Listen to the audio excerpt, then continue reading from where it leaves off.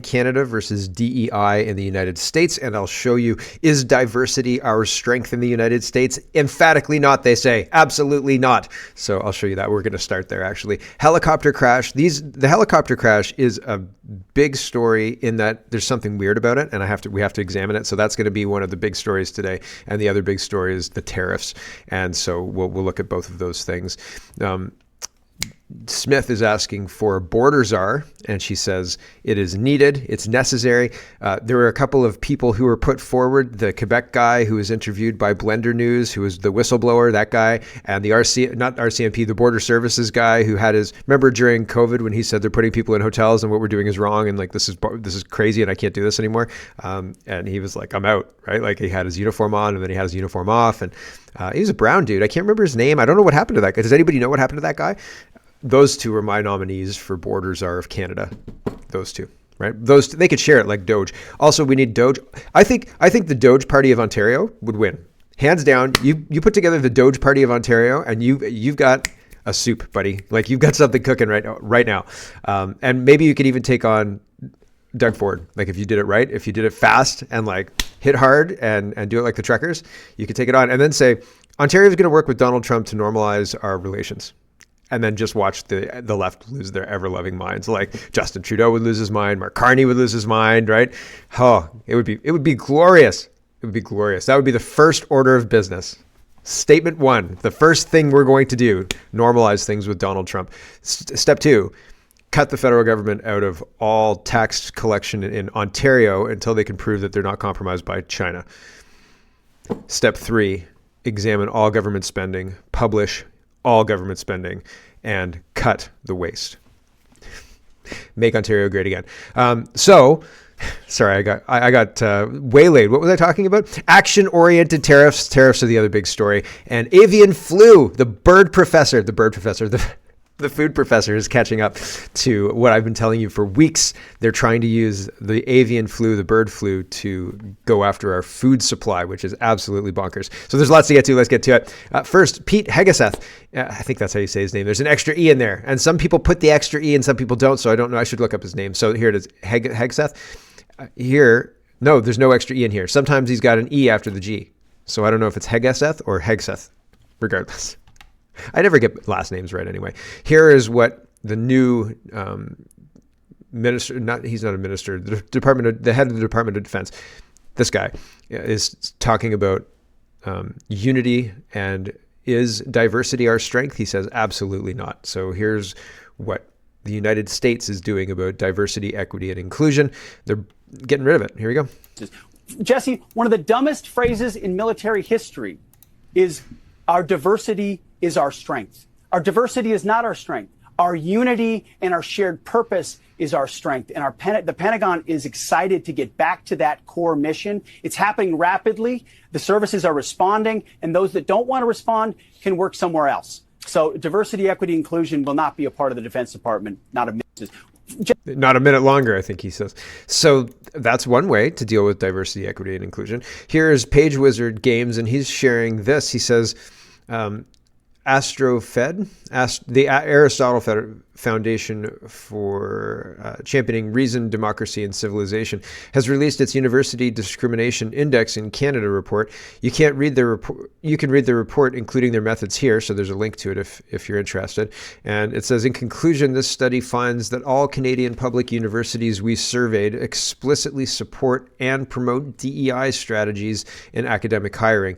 The tools they use promote DEI policies in academic hiring range from acknowledging DEI ideologies to compelling intellectual conformity to outright reverse racism, such as excluding non-visible minority applicants based on race and ethnicity. Only 2% of vacancy postings did not contain any form of DEI ideology. And that's crazy. Page Wizard Games highlights this part. He says, all 10 Canadian public universities sampled and all but 12 of the 489 job ads employed DEI strategies. 98% of academic postings from these universities directly or indirectly discriminated against non-minorities and or threatened academic freedom. It's interesting that they didn't say whites, non-minorities. So, those non-minorities out there. Gotta love those Easter worshipers, right? No, they said, what did they say? Something to admonish it. It's interesting, right? It's the use of language is so careful. You can't have off the cuff language. It's so very careful. So that's interesting. In one side, DEI is being rooted out and removed from the military in the United States and indeed the institutions of the United States, as well as Donald Trump can rip them out root and stem, right? They're trying to remove it. And in Canada, it's entrenched in every aspect of our life, every single aspect of our life. It's unbelievable at this point, actually. And people who don't see it are part of that system. Like they've become blind to it because they're so exposed to it. Mike Benz says the U.S. government has been using DEI programs as a front for building little regime change hubs to foment racial, religious, and gender-based anger and organized opposition to democratically elected governments all over the world. Amazing to watch Doge start to root these out. The Doge Party of Ontario, I think, it would make a lot of the branding would hit. People would understand what you're about right away. And if you had some economists or accountants who could speak intelligently, you could really, honestly, I think you could really make something cook. Tom says, so the Doge Bros are bragging today that they got DEI scholarships for Burma canceled. These are USAID's Lincoln scholarships, which helped young people struggling for freedom in Burma's dictatorship, cause America has supported under Republican and Democratic presidents. So $45 million in DEI scholarships in Burma. This has been canceled. So they're saying, and I mean, maybe it has been supported by Republican and Democratic presidents, but fundamentally, if it's been turned into a DEI regime-changing thing, then it's not what it used to be. And this ain't no Yeller anymore, and we got to take him out to the back. And like, you might not want to see this, Timmy. It is what it is, right? Like maybe you love the program, but the program has mutated, and like that program is going to bite your face off. So like. Because it's DEI and it's going to destroy your country. Table salt. Let's talk about tariffs, because the United States is trying to get Canada to do something specific. And that specific thing is stop the fentanyl from coming into the United States. They don't want the fentanyl coming in. And they know that in Canada, we have fentanyl labs that are like big, most sophisticated and biggest labs in North America operating in Canada. There are multiple of them. We just found a bunch of them and nobody made any. Well, the arrests that were made were subpar. And there was, I think, 7 people detained, 1 person arrested, and then he was let go. I think, I'm pretty sure. I've got tabs on that. But here's the ask from the United States. This is the reason behind the tariffs and what they want. Here we go. Not a tariff per se. It is an action of domestic policy. Shut your border and stop allowing fentanyl into our country. This is a separate tariff to create action from Mexico and action from Canada. And as far as I know, they are acting swiftly. And if they execute it, there will be no tariff. And if they don't, then there will be. But it's an action-oriented model. That's not it, the ordinary tariff. The ordinary tariffs need to be studied. And those come in April. So watch out. So this is an action-oriented model. Okay, so they want us to do something specific. And the specific thing they want us to deal with is the border. They don't want illegals coming in, and they don't want, and like, indeed, Canada doesn't, I don't want illegals here, right? Like, and they don't want fentanyl coming in. The raw material is being shipped from China to Canada and to Mexico. And then Canada has labs that enrich that raw material into fentanyl, and they put it on trucks and they truck it into the United States. And so that's what we're being asked to deal with. But instead of actually dealing with that, instead of listening and hearing what is being asked of us, clean your room. We hear, put all of the stuff in your room under your bed. Put all of the stuff in your room, pile it up in your closet. We don't hear clean your room and like do a good job. We just hear, shove it under the rug, slide it under the rug. Nobody's going to see it under there, right? And when Trump mom comes in, and is Trump mom or dad, and looks at you and looks in the closet and just looks at you again and walks out and implements a 25% tariff and no dinner, like, you have no one to blame but yourself, because you did that to yourself, Canada. Right? Table Salt says, can you imagine, this is the plan, that the current plan for Canada, this is the plan, is to have no parliament until a new prime minister is installed, while having a trade war with our 2 largest trading partners. And when things get bad enough, recall parliament so they can do emergency bailouts. And the justification for no election will be that economically things are a mess right now. It's a disaster. We need to have Parliament back in order to fix this disaster we've allowed to happen by not having Parliament, by having Parliament prorogued. And then raise the carbon tax on April 1st when economic damage is peaking. Absolute lunacy. Well, yes, they want to bankrupt the country. And I thought this Ralph Wiggum meme makes sense here. It's the one where it says, Chuckles, I'm in danger. Right? Ralph Wiggum. He's one of my favorite characters on The Simpsons ever. Holly Doan says, go Apple, go Orange, go banana. U.S. trade war will badly hurt Canadian jobs and investment and growth, says the Bank of Canada, Tiff Macklem. The monetary policy cannot offset this. Sure can't. Sure can't. So we'll smile our way through it, everyone. Calgary Sun says, Danielle Smith demands Trudeau show Canada is serious, name a border czar. Yes, and he's ignoring her. This is posturing for fools, says Alberta Leonidas. And here is Danielle Smith talking about this, actually calling for the border czar. I thought it would be interesting to see what she says. Here we go. And it's incumbent upon political leaders to do everything we possibly can to avoid a tariff war. The Americans are 10 times our size. I think we have seen with the skirmish with Colombia that the president is serious when he says what he wants and he doesn't get it. He started with a 25% threat. It moved to a 50% tariff. And then when he got what he wanted, it turned to zero. So I think that that should be a bit of a guidepost to what it is that the president is looking for. If his senior trade person says, be serious about the border, let's be serious about the border. And then let's see if that manages to avoid tariffs. I don't want to talk about retaliation. I want to talk about making sure we don't have to have that discussion because we don't have tariffs at all. Yeah, all the strongmanning. So somebody's like, hey, dude, do you want to come to the gym? I can show you how to lose some weight. Do you want me to help you with your diet? I can show you how to draw that back and like figure out how to get out of this. It looks like you're struggling with that. And instead of being like, oh, thanks, I understand the concern that you're expressing for me. I understand that this seems to be out of my control. Instead of like taking that and realizing it's done with care, right?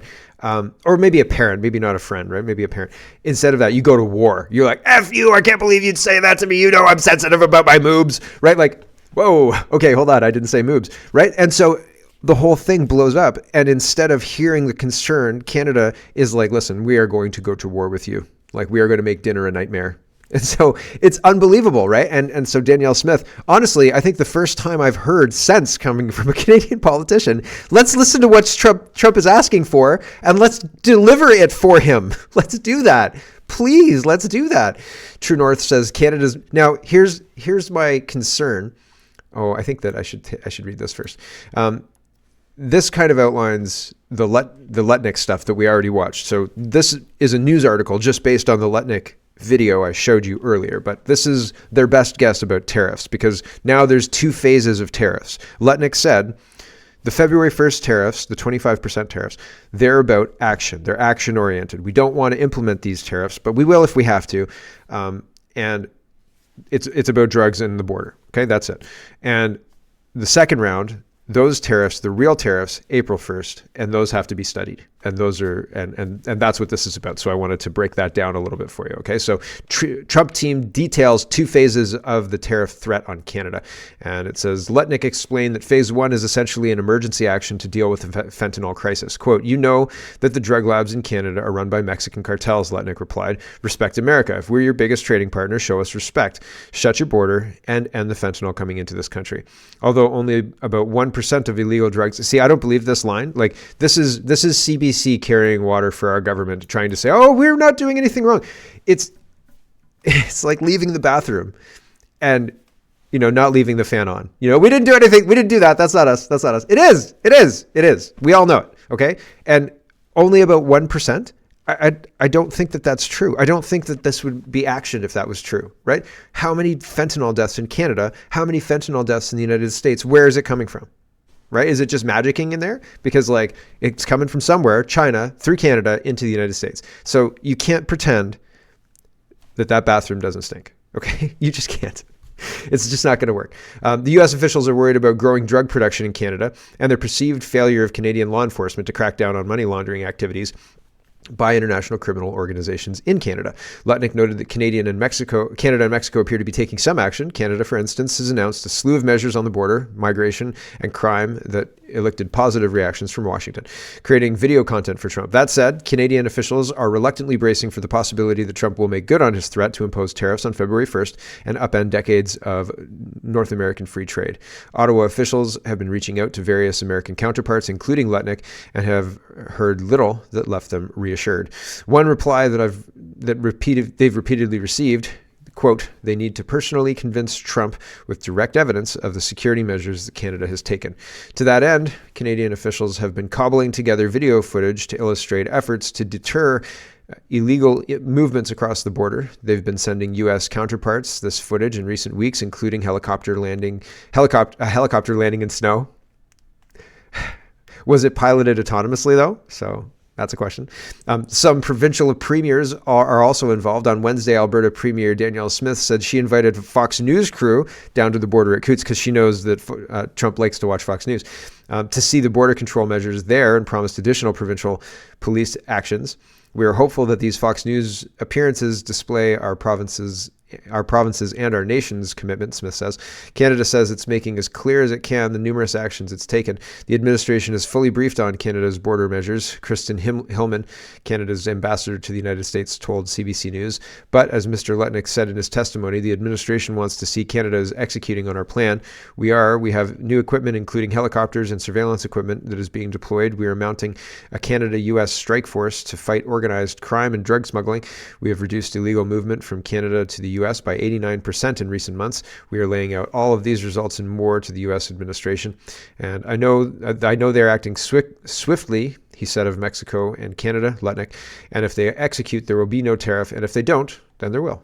And the long term, Lutnick revealed that his own long-term preference is for broad tariffs on entire countries to punish unfair trade practices. I prefer across the board, he said, expressing concern about sector-by-sector battles. When you pick one product from Mexico, for example, they'll pick one product. We pick avocados, they pick white corn. We pick tomatoes, they pick yellow corn. My way of thinking, and I've discussed this with the president, is country by country. Marco, let America make it more fair. It appears that even if Canada and Mexico escape the tariff hammer threatened for February 1st, the issue will continue looming overhead for months. There was something, the longer-term threat. Sorry, I didn't highlight this one. The longer-term threat. The other shoe risks dropping. Lutnick made clear the U.S. is looking at a broad range of tariff options, which will be informed by a study that the president has demanded from his officials by April 1st.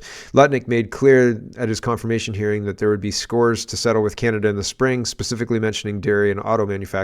He told a Wisconsin Democrat, Tammy Baldwin, that he wants more U.S. dairy exported to Canada. Canada treats our dairy farmers horribly. That's got to end. And then he told Peters, that the Michigan Democrat, that his goal was to steer auto manufacturing jobs back from other North American countries. The car manufacturing went to Canada, went to Mexico. It's important that come back to Michigan, come back to Ohio. The message underscores Trump's long-standing complaints about the way certain rules for auto trade have been implemented from the North American Pact he signed in 2018. There's more to come. It's not just in a day and a half, right? It's not just tomorrow or the next day. And if I know these things about fentanyl, if I can pull up an article from TNC News that talks about, this one, Canada's main money laundering watchdog suspects online betting platforms and cryptocurrencies are being used to launder money generated by fentanyl production and distribution, then Trump can see that, right? And I think that while on one side we're doing a lot, Canada is doing a lot on the border, trying to stop smuggling, trying to stop certain aspects of the drugs getting into Canada. They're really kind of weak on the drug production side. People are making labs and enriching raw materials of fentanyl. Oh, darn, I'm sorry, I didn't realize it was like that. Making labs and enriching raw materials to make fentanyl, and then they're getting super duper rich on it. And the government's not arresting them, not doing anything. So if I know this, then Trump knows this, right? Like it's just that clear. Here's Dr. Tim, and he says, "Hey, Canadians, do you still think the USA is being unfair to Canada? Mexican drug cartel and the biggest drug lab in Canadian history. Who was arrested? No one. They were let go after being questioned. Look at the video and see what they were caught with, and then they were let go. So yeah, pretty like if I can bring this up, this is another January 30th thing, but this is a couple of weeks ago. I remember when this was this just before Christmas. I can't remember exactly when this was. It looks like fall, because there's leaves on the trees, but maybe it's Vancouver. These stories are not few and far between. And if this is what's going on in Canada, then Trump can say, okay, well, on one side, sure, you guys are moving to do this, but on the other, you're turning a blind eye to Mexican nationals. And when you do catch them, you don't actually put them in jail. That needs to change. How do you change that? Here's the article. Here's the news. Global News has broadcast. learned tucked away in this multi-million-dollar Surrey neighborhood is a home, allegedly the headquarters of a criminal syndicate connected to Mexican drug cartels. RCMP issuing a search warrant at the heavily fortified residence in September. So we have a number of different types of firearms. We have rifles, shotguns. 23 firearms, thousands of rounds of ammunition, bags of illicit drugs, cash, and multiple Mexican passports seized by RCMP federal policing investigators after a 3-year-long investigation. The plot to import large quantities of cocaine into Canada, say the Mounties. This drug operation was disrupted as a result of the arrest of one of their main leaders in the United States over the summer. In July, leaders of the Sinaloa drug cartel were arrested near El Paso, Texas. RCMP not going into detail because of ongoing investigations. Wednesday's announcement comes on the heels of what RCMP are calling the largest drug superlab bust in Canadian history in Falkland, BC last month. Back in Surrey, through the steel gate, flanked by razor wire, Global News spoke to 2 individuals who politely declined comment. We're still waiting to hear from their lawyer. RCMP say they arrested a Mexican national along with 2 others from Surrey who were connected to numerous gangs in BC. All 3 were released. No charges have been laid. Is it really successful when the 3 individuals you've arrested have been released? That's something that's really not up to police. We gather evidence and we recommend charges. Drug and weapons offenses have been recommended by the Mounties. It is now up to Crown Counsel to decide on whether charges will be laid. Romina Dea, Global News. I wonder if Trump has access to the update on that story. Is there an update on that story? Did the Crown Counsel decline to lay charges? I would bet. Crown Counsel declined to lay charges. Here's Sam Cooper talking about fentanyl too. He says Vancouver area border officials found 1,500 kilograms of precursors in a marine container. They estimated it could have produced 2 billion doses, that's a billion with a B, doses of fentanyl. The profits are astronomical. Hard to quantify. Willful blindness, Vancouver Global Fentanyl Production Hub. And so this is a new release. It says July 16th, 2021. But again, this is something that has kind of gotten more and more prominent and front and center since 2021. I don't know that it's better now. And this is a tweet from 2021. This follows the recent bust of Port Coquitlam Superlab, said to produce enough fentanyl to kill tens of millions and produces about $1.5 billion in profits per month by my rough estimate. $1.5 billion in estimates? Well, you could easily afford to have a nice pad like that all done up like a fortress, right? Pretty wild stuff. So our government has turned a blind eye to this, and now the Americans are pissed, and they have every right to be. And are we doing enough? Well, the arrests aren't yielding any kind of solution at this point in time, right? So giving us an incentive to find a solution seems like a good idea. Mel Jolie says, today in Washington, D.C., I had the opportunity to meet with Senator Kevin Cramer, a co-chair of the American Canadian Economy and Security Caucus, ACES, to discuss the enduring strength of the trade relationship between our countries. Is that effective? Like, is that something that's going to be helpful? Here's Mel Jolie. Gov.exe says, Mel Jolie says she was in Washington today to remind the Trump administration the facts about the border and to tell them that Canada will retaliate with counter tariffs. This is what Mel Jolie calls diplomacy. Who the heck put this moron in charge? I agree. I don't think that Canada's route of threatening counter tariffs is going to be successful. They seem to be hanging their hat on it. They're like, oh yeah, this is definitely going to work. But I am skeptical. I'm very skeptical. So here's Mel Jolie.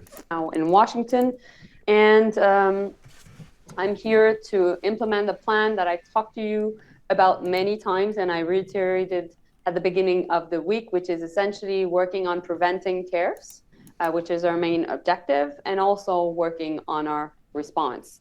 So in that context, I had two important meetings today. Made clear that should tariffs be imposed, we would retaliate, and everything was on the table.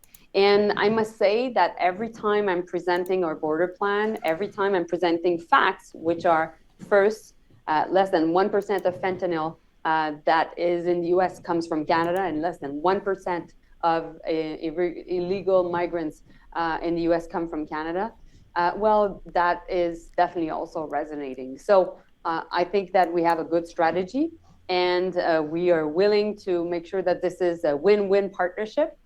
And in that sense, we are making sure also that at the officials level, so at the RCMP level, at the CBSA level, we're making the contacts to clearly show what we're doing.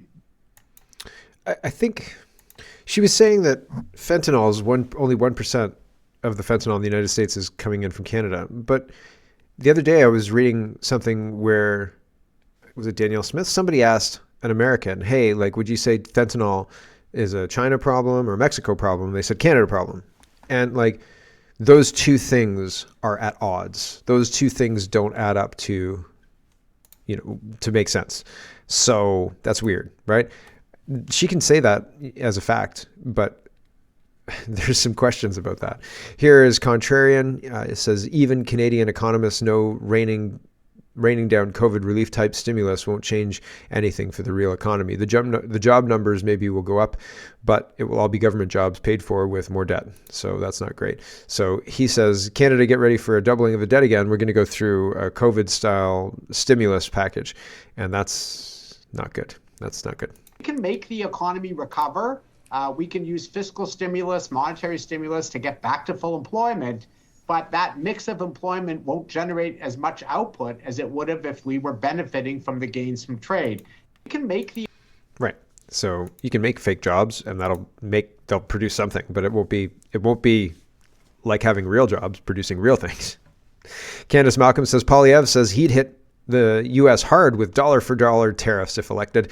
So he says, that liberal plan, that sounds fantastic. And I saw this earlier, this meme here where the guy's hitting his head against the door, hitting his head against the wall at the urinal. And I feel this. This is, yes, that sounds great. Just like everybody else. Oh, you're going to take the Liberals plan and you're going to do the Liberals plan. Sounds awesome, Pierre Poilievre, who's supposed to be running on a change ticket, but isn't. And, well, the only election we're going to get is the election of the Liberal leader, which we don't actually get a say in. Ha! Joke's on us, right? Here's Doug Ford. He says, I'm never going to stop fighting for Ontarians. And he's positioning himself to fight a trade war with Donald Trump. He's saying that we're going to this election so I can have a voter's mandate, so I can fight a trade war with Donald Trump. And that's an insanely stupid idea. So, Doge Party of Ontario? Anyone? Bueller? We all have things we worry about. But when we know trouble is headed our way, we need a fighter. Someone who protects us, our jobs, and our families. That's Premier Doug Ford.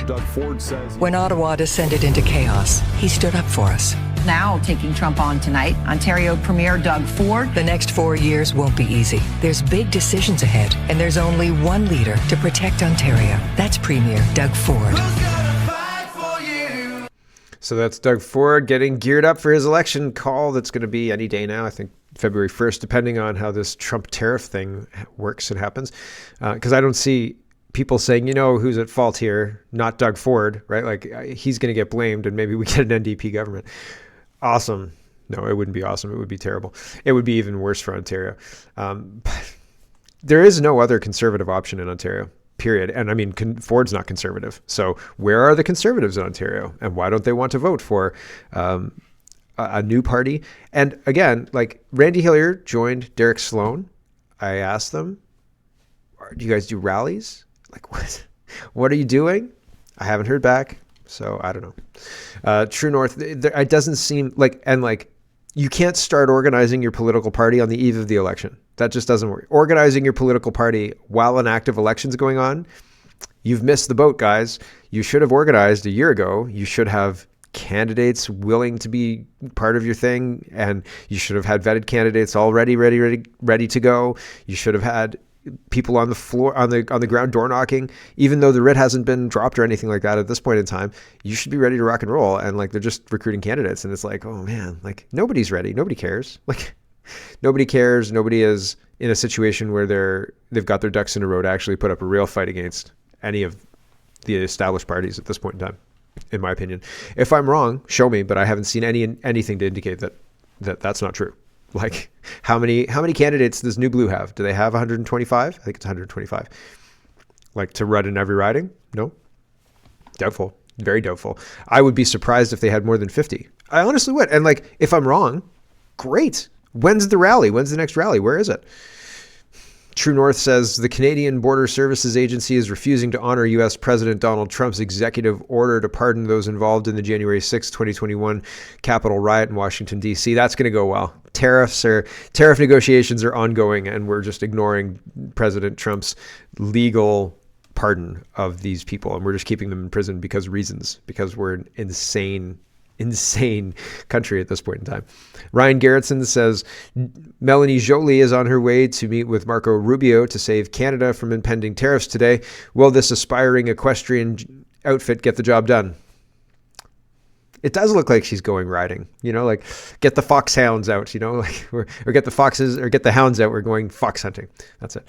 And so will that work? Who knows? TD Leaker says, Donald Trump, don't be the Canadian government's economic excuse for 9 years of gross mismanagement. Postpone the tariffs until our October election and watch them squirm for the next 9 months. I don't think we're getting an election in October. I don't think we're getting an election in the short term or the medium term. Short term would be March. Medium term would be October. I think possibly 26, but I think they're going to try and have some kind of emergency. This whole tariff emergency counts. But they're going to have, because this emergency, the leadership emergency was created by the Justin Trudeau group to maintain power and supported by Jagmeet Singh.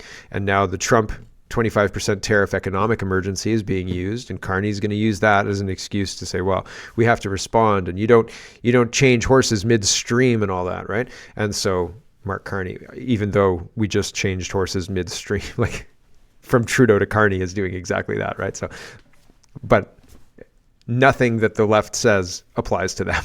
So anyway, I think that we're not going to get an election in March or October, and I'm very weary that we're not going to get an election. What is happening right now is supposed to scratch the election itch. That it's supposed to give us the kind of feeling that we've gone through an election campaign, and so we won't want one by the time Mark Carney is placed as the next Prime Minister of Canada. That's the play here. That's why they're wanting to do debates. They want attention, they want debates, and they want you to feel like you've been through an election campaign, so you won't want another one. So it's tricky. It's a very tricky and sly political move, but it is a political move. We're being played as usual. Let's talk about the helicopter crowd. Although I like having eggs, so I get some chickens too. I should probably get some chickens. Pierre Poilievre, I don't have chickens. I should get chickens. Pierre Poilievre says, welcoming the Lunar New Year at Markham's beautiful, great, compassionate Bodhi Pranja temple in an evening of learning, meditation, and prayer, wishing everyone a happy and prosperous Year of the Snake. Ooh, the Year of the Snake.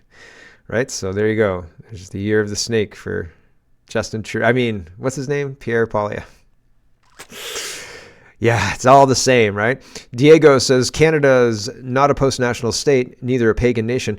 With all your versatile customs and selective slogans for any occasion, you're advocating for particular interests, not for all Canadians. Are you ready to debate Maxime Bernier? Let Max speak. And so it's interesting that Pierre Poilievre is pandering to anybody and everybody. The crystal clear truth, Nick Diamond is responding. He says, the pandering is insane from Pierre all of a sudden. Insane. I think he's officially lost my vote. We'll have no choice but to go to the PPC. And people were saying, one of us. But it's just interesting that the pandering is like all they've got. There's so many things to attack the Liberals on. They're hamstringing our democracy. Like they're a risk to our democracy, and Pierre Poilievre is pulling his punches. So it's weird. It's weird to watch. This is rich as well. Ruby Dalla says she's going to make gas prices lower in Canada.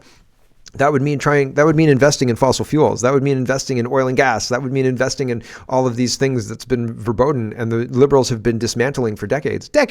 And now Ruby wants to come in and change that. I mean, people are excited about it, and I think it's ridiculous. I don't want to give any attention to the leadership race because we're being manipulated with it into thinking we're in an election right now. But the election is faulty.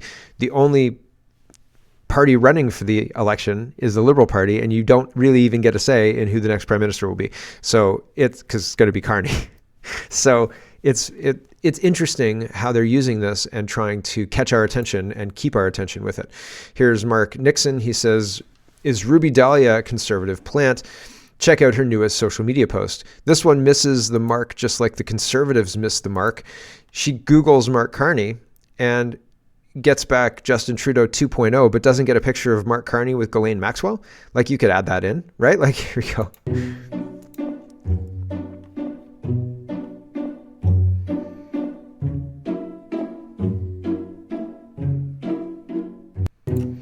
Yep. Mark Carney, Justin Trudeau 2.0. Same thing, but not making any attack or attempt at pointing out that Mark Carney and hangs out and has connections to Ghislaine Maxwell and Epstein. So that's weird. Freedom Fighter says, "Is this a WEF thing?" Marty up north says, "Okay, what's the significance of the gray sweater? Justin Trudeau wore his backwards." That's not surprising. He's the Ralph Wiggum of leaders here. And Mark Carney, look at those teeth, so terrible. Why are they all wearing the gray sweater? What does the gray sweater column say? Right? Like, I'm not sure. Roman Babber says, "Watch Sellout Singh just 3 weeks ago. Said he couldn't be clearer. Never take Jagmeet Singh at his word." And that's true. He's a liar. Now he's planning on supporting whoever, Mark Carney, as the new Liberal leader. But 3 weeks ago, he said unequivocally, "First confidence motion before Parliament is going to be the throne speech. Will the NDP vote to bring down the government at the throne speech?" Yes. Whatever the vote is, there will be a vote of confidence. New Democrats will be voting against this government for an election where Canadians will have a choice. The Liberals have let you down. They've let you down again and again. It doesn't matter who the leader is. The Liberals have let you down. They do not deserve another chance. So Mark Carney's going to put a bunch of NDP in his cabinet, and then suddenly Jagmeet Singh is on board. Hello everyone, thanks very much for watching. This is just a short version of a longer show. If you'd like to get the whole show, you can go over to CanadaPoly.com and sign up for a subscription. Just look in the drop-down tab for Shop and Donate and look for subscriptions, and you'll get immediate access to the full show. Love to see you. Thanks for watching, everybody. Have a wonderful, wonderful day.